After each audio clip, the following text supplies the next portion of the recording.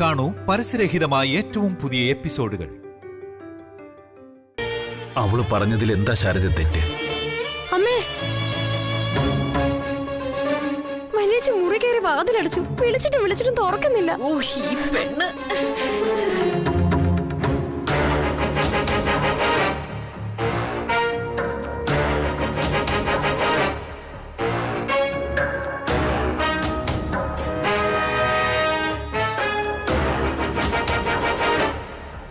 വിജയേ, നീ എന്താ ഈ ആലോചിച്ചോണ്ടിരിക്കുന്നേ? ഇനി അവൻ വന്ന എന്താവുന്ന? എന്തുണ്ടാവാൻ? പിടിച്ച പിടിയാലെ നീ അങ്ങനെ തന്നെ നിൽക്കണം.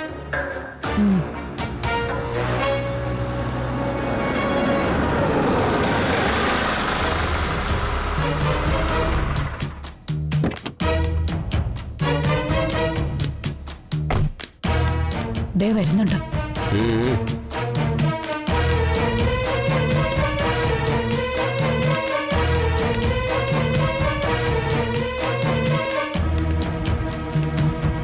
എന്താ രണ്ടുപേരും കൂടി?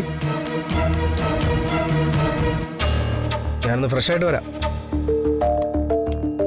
ശാരികേ, ശാരികേ, ശാരി. അവന്റെ ഒരു ചാരിക. ശാരികേ, ഇയാളിത് എവിടെ പോയി കിടക്കുന്നു? ശാരി,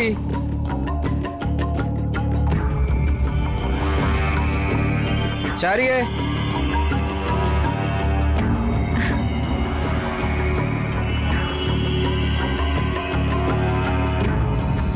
ശാരിക എവിടെ അമ്മേ? അവളിവിടില്ല. എങ്ങോട്ട് പോയി? അവളവിടെ വീട്ടിൽ പോയി. വീട്ടിൽ പോയെന്ന് എന്നോടൊന്നും പറഞ്ഞില്ലല്ലോ. അവൾ അവളുടെ സ്വന്തം ഇഷ്ടപ്രകാരം പോയതല്ല, ഞങ്ങൾ കൊണ്ടുവന്ന് വിട്ടതാ. കൊണ്ടുവിട്ടെന്നോ? കാര്യം എന്തുവാ? കാര്യം എന്താന്ന് പറയാതിരിക്കുന്ന നല്ലത്. കേട്ടാലേ ആൾക്കാർ മൂക്കത്ത് വിരൽ വെക്കും. ആദ്യം അമ്മ കാര്യം എന്താന്ന് വെച്ചാ പറ,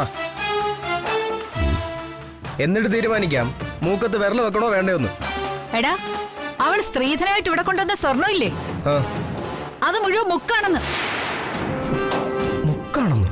ആ അതെ. ആ ശാരദാമ്മ നമ്മളെ പറ്റിക്കുകയായിരുന്നു. 30 പവൻ പൊന്നാണെന്ന് പറഞ്ഞ് അവൾ ഇവിടെ കൊണ്ടുവന്ന സ്വർണ്ണം മുഴുവൻ മുക്കാണെന്ന്. അതിനിപ്പോ എന്താ? അതിനെന്താണെന്നോ? എടാ, നിന്റെ അമ്മ ഇത്ര നാണം കെട്ട കാലം ഉണ്ടായിട്ടില്ല. നീ ആ നാശം പിടിച്ച പെണ്ണിനെ കണ്ട കാലം മുതലേ എനിക്ക് കണ്ടകശനിയാ. ആദ്യം 30 പവൻ സ്ത്രീധനം തരാമെന്ന് പറഞ്ഞു. പിന്നെ നിന്നെ എന്റെ മുന്നിലിട്ട് ഒരു കാര്യമില്ലാതെ ആ റൗഡി വന്ന് തല്ലി. പിന്നെ നിശ്ചയം തീരുമാനിച്ചപ്പോ ഒരു സ്വർണ്ണക്കടക്കാരൻ വന്ന് എന്റെ കയ്യിന്നും കഴുത്തിന്നും പൊന്നൊരിക്കൊണ്ട് പോയി. പിന്നെ ഒളിവിലൊരു താലികെട്ട് നടത്തി ശാരദാമ്മ എന്റെ കണ്ണിൽ പൊടിയിട്ടു. അപ്പോഴും അവരുടെ കയ്യിൽ സ്വർണ്ണമില്ല. എന്നിട്ടേ അവളെ ഇവിടെ ഹോം നേഴ്സായി നിർത്തി പൊട്ടനായ നിന്റെ വക ഒരു നാടകവും. അതിന്റെ കള്ളി വെളിച്ചത്തായപ്പോ മുക്കുപണ്ട സ്വർണ്ണാണെന്ന് പറഞ്ഞ് വേറൊരു കളി. സ്വർണ്ണ എവിടെയെന്ന് ഒന്ന് നിർത്തുന്നുണ്ടാമേ. സ്വർണം സ്വർണം സ്വർണം. അന്ത്യശ്വാസം വലിക്കാൻ കിടക്കുമ്പോഴേ ഒരിറ്റ് വെള്ളത്തിന് പകരം 1 ഗ്രാം സ്വർണ്ണം തള്ളി തന്നാ മതിയോ? എന്താടാ നീ പറയുന്നൊക്കെ? എടാ, ഇന്ന് നിന്റെ അമ്മയുടെ കഴുത്തിന്ന് ഒരു കള്ളം മാല പൊട്ടിച്ചോണ്ട് പോയി. അത് മുക്കുമണ്ഡമാണെന്നറിഞ്ഞ് അവൻ തിരിച്ചു വന്ന് അത് വിജയുടെ മുഖത്ത് വലിച്ചെറിഞ്ഞിട്ട് പോയി.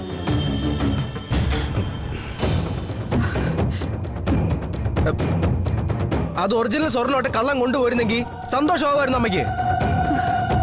എടാ, അപ്പോഴാ 30 പവൻ സ്വർണത്തിന്റെ കാശോ? 30 സ്വർണ്ണം ഞാനങ്ങ് പുഴുകി തിന്ന്. ഇതുപോലെ ആർത്തി ഉണ്ട് അമ്മാവ മനുഷ്യന്. എന്റെ അമ്മാവ, പണമല്ല പ്രധാനം, മനുഷ്യത്വ. മനുഷ്യന്മാര് തമ്മിലുള്ള സ്നേഹമാണ്. ഒരു ആക്സിഡന്റ് പറ്റി വഴി കിടന്നാ താങ്ങ 2 കൈകൾ ഉണ്ടാവുന്നതേ നമ്മുടെ പെട്ടിയിൽ അടുക്കി വെച്ചിരിക്കുന്ന പണത്തിന്റെ പേരിലായിരിക്കത്തില്ല, മനുഷ്യത്വത്തിന്റെ പേരിൽ മാത്രമായിരിക്കും. അപ്പൊ ഈ നോട്ട് കെട്ടിനൊന്നും ഒരു പ്രസക്തി ഇല്ല അമ്മാവാ. നിന്റെ ഈ തത്വശാസ്ത്രം കൊണ്ടൊന്നും ഇന്നത്തെ കാലത്ത് ജീവിക്കാൻ പറ്റില്ലടാ. രാജീവിന്റെ തത്വശാസ്ത്രം ഒന്നും അത് തന്നെയാ. പണം കൊണ്ടും പദവി കൊണ്ടൊന്നും ആരെ സ്നേഹിക്കാൻ പറ്റത്തില്ല. എന്നിട്ടും നിങ്ങളൊക്കെ പറയുന്നതും കേട്ട് എല്ലാത്തിനും ഒരു കോമാളിയെ പോലെ ഞാൻ നിന്ന് തന്നു. താലി കെട്ട മണ്ഡപത്തിൽ പോയി കയറിയിട്ട് അവസാനത്തെ നിമിഷം സ്ത്രീധനം തികഞ്ഞില്ല എന്ന് പറഞ്ഞിട്ട് ഇറങ്ങി പോരുന്നവനെ ഒരു പുരുഷനാണോ? അതൊരു കോളേജ് ലെക്ചർ. ആ നാണക്കേട് വരെ ഞാൻ സഹിച്ചെങ്കിലേ നിങ്ങളോടുള്ള സ്നേഹക്കൂടുതലുകൊണ്ട് മാത്രമാ. എന്റെ അമ്മയുടെ ജീവൻ, അമ്മാവന്റെ അഭിമാനം, അങ്ങനെ ഒരുപാട് പരിഗണിക്കാനുണ്ടായിരുന്നു എനിക്ക് മുന്നിൽ.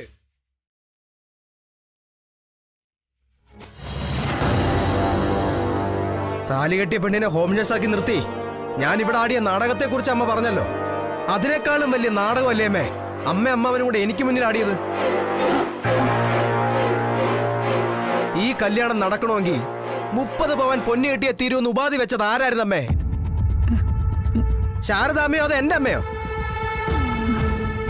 ഒരു തരി പൊന്നോ ഒരു നാണയത്തുട്ടോ സ്ത്രീധനമായിട്ട് വേണ്ട, ശാരികയെ മാത്രം മതിയെന്ന് അതിനു മുന്നേ ശാരദാമ്മയോട് പറഞ്ഞിരുന്നേ. ഞാൻ കല്യാണം കഴിക്കാൻ പോകുന്ന പെൺകുട്ടിയുടെ മുന്നില് ഞാൻ ആരായി? അതമ്മ ആലോചിച്ച് നോക്കിയിട്ടുണ്ടോ? നിങ്ങൾക്കൊന്നും അതൊന്നും പറഞ്ഞാൽ മനസ്സിലാവത്തില്ല. കടം കൊടുത്ത പണത്തിന് പകരം പാവപ്പെട്ട ഒരു മനുഷ്യന്റെ നെഞ്ചിലെ ഒരു റാത്തൽ മാംസം മതി എന്ന് പറയുന്ന ഒരു കൊള്ളപ്പലിശക്കാരന്റെ കഥാപാത്രമുണ്ട്, ഷേക്സ്പിയറിന്റെ ഷൈലോക്ക്. ആ പേരാ നിങ്ങൾക്കൊക്കെ ചേരുക.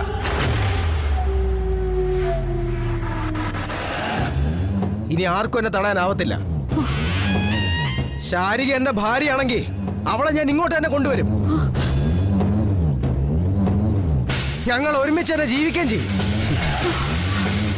താല്പര്യമുള്ളവർക്ക് ഇവിടെ നിൽക്കാം, അല്ലാത്തവർക്ക് പോവാം. അത് അമ്മയാണെങ്കിലും ശരി, അമ്മാവനാണെങ്കിലും ശരി.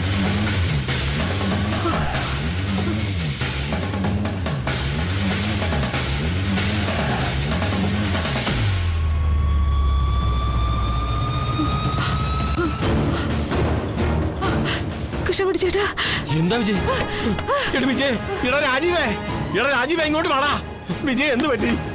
അയ്യോ എടാ രാജീവേടാ, ഈ നാടകം ഒന്നിന് വില പോകത്തില്ല അമ്മേ. വിജയ് എടാ നാടകമല്ലടാ. വിജയ് കണ്ണു തുറക്ക്. വിജയ് അയ്യോ എടാ രാജീവേ ചോര. അയ്യോ എന്റെ ദൈവമേ, എടാ ഇത് നാടകമല്ലടാ, ഇങ്ങോട്ട് നോക്ക്, ചോര. അയ്യോ അമ്മേ, വിജയ് അയ്യോ അമ്മേ, വിജയ് അമ്മ എന്തുപറ്റി അമ്മേ? കണ്ണു തുറക്ക് വിജയ്. അമ്മ എണീക്കമ്മേ, അമ്മ കണ്ണു തുറക്കമ്മേ. അയ്യോ എന്റെ ദൈവമേ, അമ്മേ എടാ ഇത് അഭിനയമൊന്നും അല്ലടാ, വേഗം ആശുപത്രി കൊണ്ടുപോകാം. എടാ അല്ലേ കുഴപ്പാ. വിജയ് അമ്മ കണ്ണുറക്കമ്മേ, അമ്മ പറയുന്നേക്ക് കണ്ണുറക്കമ്മേ. വിജയ് അമ്മേ, വിജയ് അമ്മേ.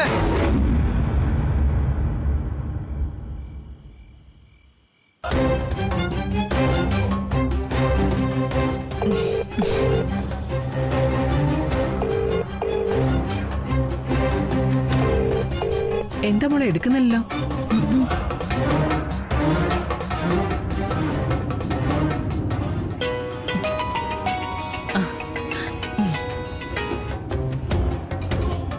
ഭാമേ, ആ സരളെ, കല്യാണത്തിന്റെ പർച്ചേസ് ഒക്കെ കഴിഞ്ഞോ സരളെ?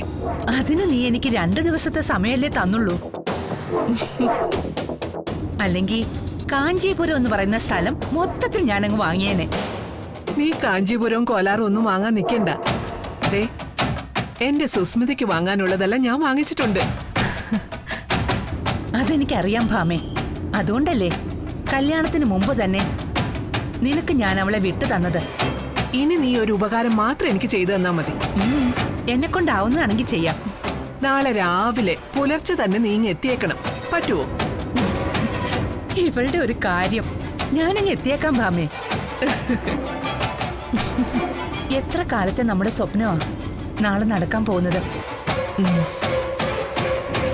ഇന്ന് എനിക്ക് ഉറക്കമില്ല. ശരി സരളെ, ഞാൻ വെക്കാം കേട്ടോ. കുറച്ചുപേരെ കൂടി വിളിക്കാനുണ്ട്. ശരി എന്നാ. അയ്യോ, മോക്ക് സംസാരിക്കണ്ടായിരുന്നോ? വേണ്ട ആന്റി, എനിക്ക് വേണ്ടിയല്ലേ ആന്റി സംസാരിക്കുന്നേ. എന്നാലും എനിക്ക് വേണ്ടി ആന്റി എത്ര കഷ്ടപ്പെടുന്നേ.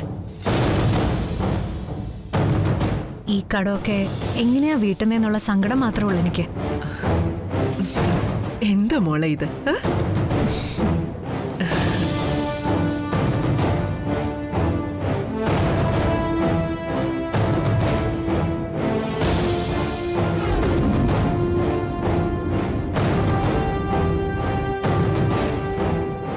എന്നെ തഴഞ്ഞ് ആ ചായക്കടക്കാരിയുടെ മകളെ താലി കെട്ടിക്കൊണ്ട് വന്നപ്പോ നിലവിളക്ക് കൊടുത്ത് സ്വീകരിക്കാൻ കൂട്ടുനിന്നവരാ നിങ്ങൾ.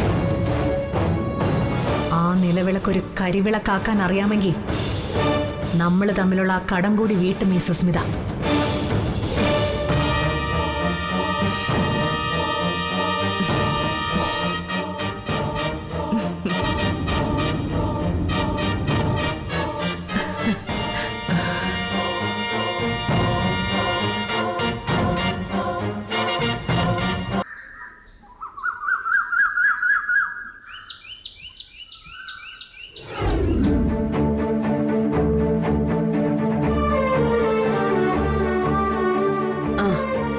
മോളെ, ഇത് അച്ഛനുണ്ടേ കൊടുക്ക.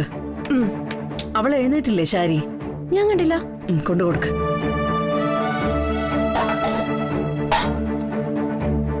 ശ്യാമേ,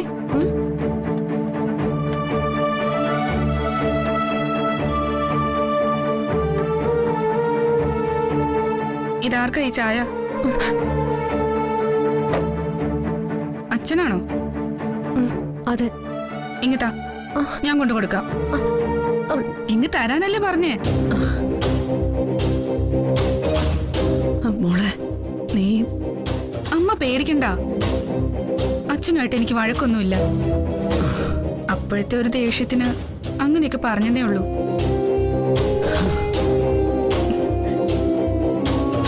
ഇന്നലെ എല്ലാവരുടെയും മുന്നിൽ വെച്ചുണ്ടായ അപമാനം അത് താങ്ങാൻ പറ്റിയില്ല എനിക്ക്.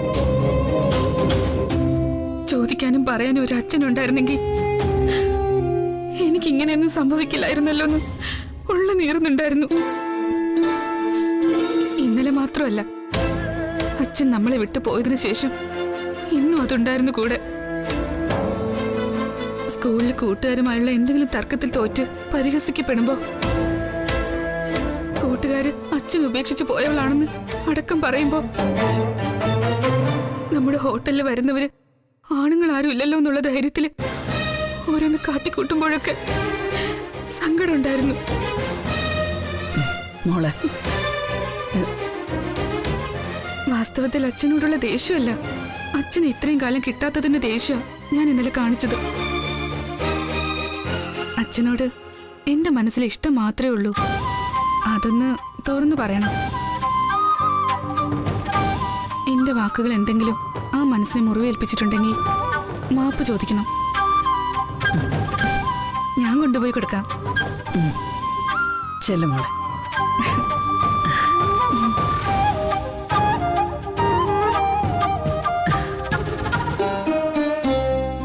അവളുടെ മനസ്സ് ഇത്രയൊക്കെ ഉള്ളു മോളെ.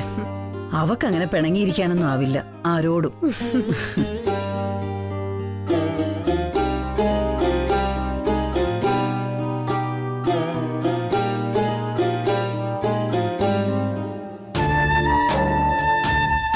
നേരം വെളുത്ത് വരുമ്പോഴേക്കും അച്ഛനത് എവിടെ പോയി? അച്ഛാ, അച്ഛാ, അച്ഛാ.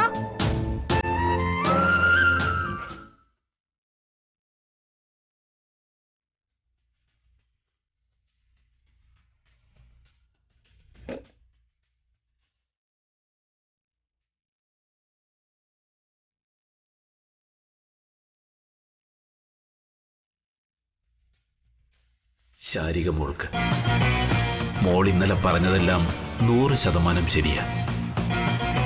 അച്ഛനത് അംഗീകരിക്കുന്നു. മുമ്പ് പലപ്പോഴും പറഞ്ഞിട്ടുള്ളതുപോലെ നിങ്ങളോട് മാപ്പ് ചോദിക്കാൻ പോലുമുള്ള യോഗ്യത ഈ അച്ഛനില്ല. ചെയ്തു കൂട്ടിയതിനൊന്നും ഒരു ന്യായീകരണവും അച്ഛനില്ല.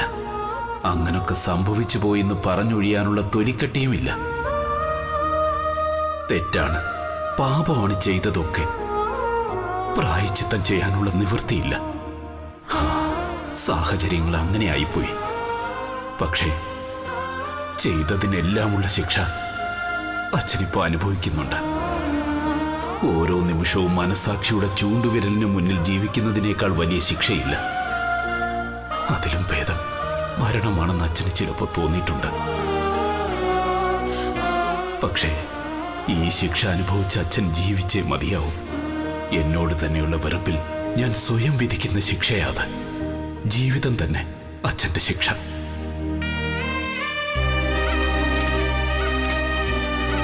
നിങ്ങളുടെ ജീവിതം തകർത്തവന്റെ ജീവൻ രക്ഷിച്ചുകൊണ്ട് 2 വട്ടമാണ് നിങ്ങൾ എന്നോട് കരുണ കാട്ടിയത്. അതിനുള്ള നന്ദിയും കടപ്പാടും തീരില്ലെനിക്ക്. മോൾക്ക് എന്നോട് പരിഭവമൊന്നുമില്ലെന്നും മോളുടെ മനസ്സിൽ ഇഷ്ടം മാത്രമേ ഉള്ളൂ എന്നും അച്ഛനറിയാം. ആ അടുപ്പം പോലും അച്ഛനിപ്പോ ഉള്ളു നീറ്റുന്നൊരു ബാധ്യതയാ. അതുകൊണ്ട് അച്ഛൻ പോകുന്നു, ആരോടും പരിഭവങ്ങളില്ലാതെ. ഈ ഭൂമിയുടെ ഏതെങ്കിലും കോണിൽ അച്ഛനുണ്ടാവും. അവിടെ ഇരുന്ന് അച്ഛൻ്റെ മക്കൾക്ക് വേണ്ടി പ്രാർത്ഥിക്കും. അവർക്ക് നല്ലത് മാത്രം വരണമേ എന്ന്. കൂടുതൽ നീട്ടുന്നില്ല മോളെ. കണ്ണു നിറഞ്ഞ് അക്ഷരങ്ങൾ അവ്യക്തമായി തുടങ്ങി. നിർത്തുന്നു. ഇനിയെങ്കിലും മക്കൾക്ക് വേണ്ടി ജീവിക്കാൻ ശ്രമിക്കുന്ന ഒരച്ഛൻ.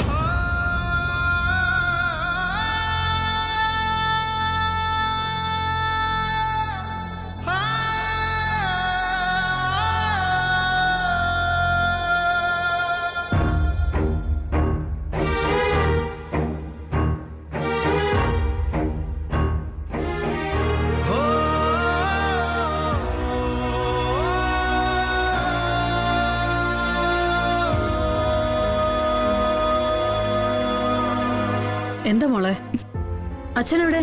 ഇവിടെ ശാരിക തോറ്റുപോയമ്മേ. നോക്ക്.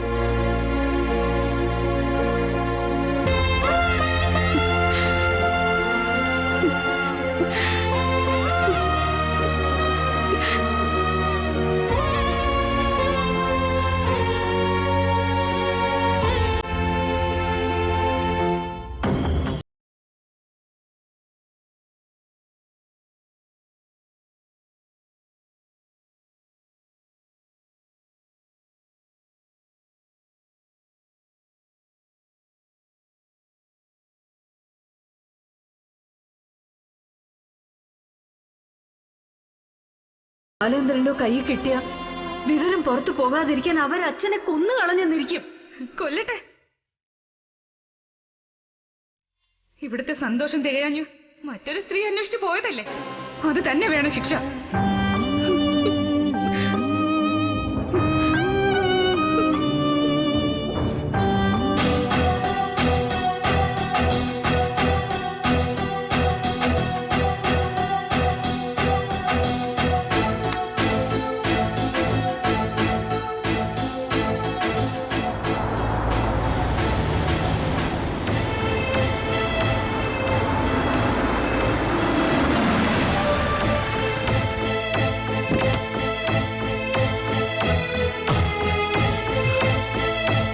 രാജീവേ, എന്തായടാ? ഐസിയുല് തന്നെ 24 hours കൂടി ഒബ്സർവേഷൻ വേണമെന്ന് ഡോക്ടർ പറയുന്നത്. എന്ന് വെച്ചാ ഒരു ദിവസം കൂടെ നോക്കണമെന്ന്. അയ്യോ, കാര്യമായിട്ടുള്ള കുഴപ്പങ്ങളൊന്നും കാണുന്നില്ലെങ്കിൽ റൂമിലേക്ക് മാറ്റാന്ന് പറഞ്ഞു. അയ്യോ, അപ്പൊ സംഗതി സീരിയസാ. ഡേയ്, അവിടെ നിന്നേ, ഞാനൊന്ന് ചോദിക്കട്ടെ. ഇടാ, നീ പിന്നെന്തിനാ ഓടിപ്പിടിച്ച് അവിടെ നിന്ന് ഇങ്ങോട്ട് പോന്നത്? എന്റെ അമ്മാവ, നമ്മൾ അവിടെ നിന്നിട്ട് ഒരു കാര്യം ചെയ്യാനില്ല. ഒന്നും കാണാൻ പോലും സമ്മതിക്കുന്നില്ല അന്വേഷന്മാര്. ക്യാഷ് അടച്ചല്ല അവര് തന്നെ ചെയ്തോളും. എന്നാലും അവിടെ ഒരു ആളില്ലാതെ ഈ വെപ്രാളം കാണിക്കുന്നുണ്ടാ അമ്മാവനെ ഞാൻ ഇന്നലെ തന്നെ അവിടെ നിന്ന് ഇങ്ങോട്ട് പറഞ്ഞു വിട്ടത്. ഇതിനിടയ്ക്ക് അമ്മാവനും കൂടെ വീണാലേ താങ്ങ എന്നെ കൊണ്ട് പറ്റത്തില്ല. ഫ്രഷ് ആയിട്ട് ഒരിടം വരെ പോവാനുണ്ട്. ഇതിനിടയിൽ നീ എന്താ ജോലിക്ക് പോവാ? ജോലിക്കല്ല, ശാരികയെ കൂട്ടിക്കൊണ്ടുവരാനാ. ശാരികയോ? അത് ഈ സമയത്ത്? ഈ സമയത്തല്ലേ അമ്മാവ ഒരാളുടെ സഹായം വേണ്ടത്. അതെന്റെ ഭാര്യ അല്ലാതെ ഏതെങ്കിലും ഹോസ്പിറ്റലിലെ നേഴ്സുമാർ ചെയ്യൂ? ഇവിടെ നിന്നിരുന്ന സമയത്ത് ഒരുപോലെ കണ്ണടയ്ക്കാതെ അവൾ അമ്മയെ ആത്മാർത്ഥമായിട്ട് നോക്കിയിട്ടുണ്ട്. അതൊന്നും കാണാൻ എന്റെ അമ്മയ്ക്കും അമ്മാവനും കണ്ണുണ്ടായിരുന്നില്ല. 3 മഞ്ചാടി സ്വർണത്തിന്റെ കണക്കും പറഞ്ഞ് അവളെ വീട്ടിൽ കൊണ്ടുപോയി വിട്ടു. എല്ലാവർക്കും ഒരു തിരിച്ചറിവ് ഉണ്ടാവാൻ വേണ്ടിയായിരിക്കും ഇങ്ങനെയൊക്കെ സംഭവിക്കുന്നത്. അവള് വിജയൻ നന്നായി നോക്കിയെന്നുള്ളതൊക്കെ ശരി തന്നെയാ. പക്ഷേ ഒരു പക്ഷേ ഇല്ല. ആരും ഇനി എന്റെ വഴി വിലങ്ങി നിൽക്കരുത്. ശാരികയെ കൂട്ടിക്കൊണ്ടുവരുമെന്നുള്ള എന്റെ തീരുമാനത്തിൽ മാറ്റം ഉണ്ടാവത്തില്ല.